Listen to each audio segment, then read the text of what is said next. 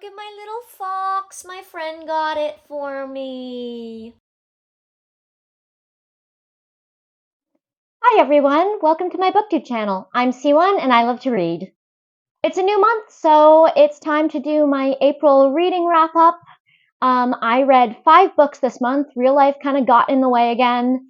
But I definitely had some great reads. So starting off, I read, this was not one of them. I rated this book 1.5 stars. Things We Left Behind by Lucy Score. This book was like enemies to lovers, He Falls First, brooding bad guy with a tortured past, really smart, fierce, independent woman, like everything that I love. And I hated this book. It didn't even do me the courtesy of being short. I just found the banter really, I don't know, repetitive and annoying, and I was like, why don't you guys just sit down and have a talk and like communicate like the adults you are? And like the other characters even call them out on it.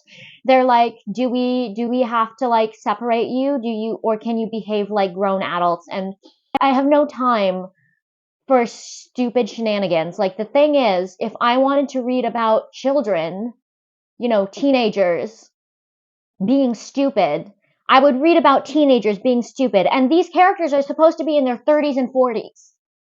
What is happening? Anyway, I didn't like this book, but look how pretty the cover is. Isn't it gorgeous? I usually unhaul books that I don't like enough to keep on my shelf, but like, come on. It's so pretty. Anyway, moving on. I read the second and third books in the Good Girl's Guide to Murder series, Good Girl, Bad Blood by Holly Jackson, and As Good as Dead by Holly Jackson. The third book was like, I have a full review, but like the third book was insane. It was my favorite. I love Morley Grey Pip, although from the reviews, Morley Grey Pip is very polarizing. I saw reviews that were like, I hate Morley Grey Pip and she did this and I couldn't believe it and it ruined the whole book. And then I saw reviews that were like, she did this and it was like the best thing ever. So I'm in the she did this and it was the best thing ever camp. The second book I felt like there was just a little bit of a lull. I wouldn't say it suffered from middle book syndrome. It was just like, I would say the one out of the series that I'm like least likely to reread. It was the least exciting. However, that being said, like 5 stars for both of these, like incredible. Just, I love these books so much. Okay, next I read The Prison Healer. I read this on audiobook, and I'm going to keep reading this series on audiobook. This follows Kiva, who is imprisoned in this camp, and she has managed to survive for 10 years here after she and her father were captured because she is useful as the prison healer. It follows her and a couple of the other people that she meets in the camp, and it's really good. It's a fantasy, but it's like not super heavy on the fantastical elements. So if you like your fantasy light, I would definitely recommend it. At least for now, I can't speak to the rest of the trilogy because I haven't read it. But I really loved it. And also, there's this one character, Tip, who's like this little boy, and I usually don't like children in books because I don't like children, but I loved him. He is a precious cinnamon roll. He must be protected at all costs. That's it. Okay, I meant to do the tandem read from Throne of Glass. Um, but I got super, super into Tower of Dawn, so I just finished Tower of Dawn.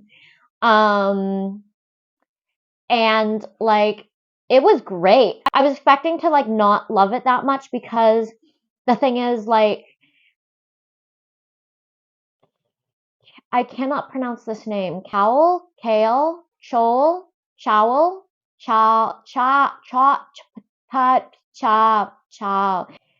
Anyway, this guy gets injured and disabled, and he's paralyzed from the waist down. And I thought it was going to be some like miracle cure, and it kind of was, but it also kind of wasn't. I won't spoil it for you, but um, I like was not like on board with like, and then he just gets magically cured by this healer, because like that's not how disability works.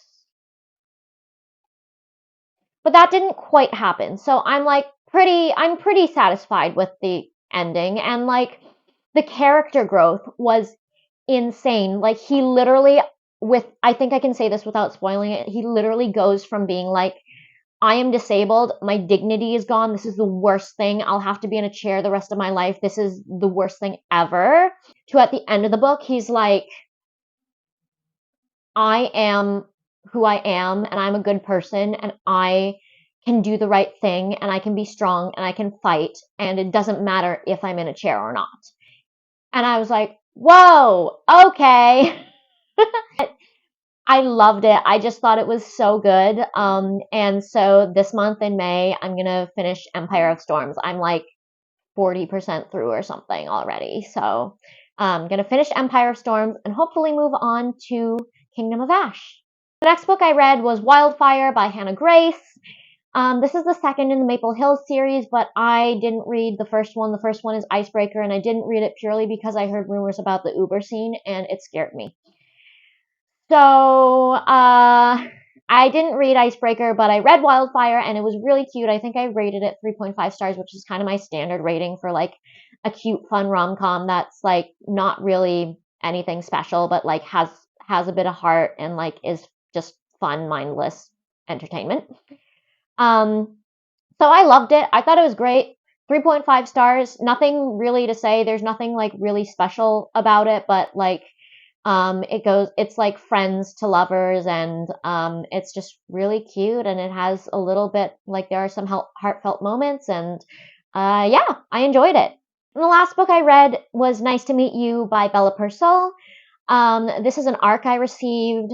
I I'm so sorry, I can't remember what the publication date is. I loved this book. It was so good. I loved Anna and I loved Wyatt, and I loved them together. I thought they had great chemistry. I thought it was a very realistic romance. That sounds like kind of like funny to say, I guess, but I just thought that like, yeah, I believe it. I believe that like these two people are in these circumstances and they're attracted to each other. Like I really buy it, and it's really like I'm really rooting for them, and when they finally got together, I was like giddy. I was squealing, and you know me, I'm like not really about the straight romance, but like I loved it. It had me like squealing. So that concludes my brief and terrible reviews of books I read in April. Moving onwards, I have a long TBR for May, and not, hopefully not too much going on, so hoping to get through the majority of it, and I will see you in the next one. Bye.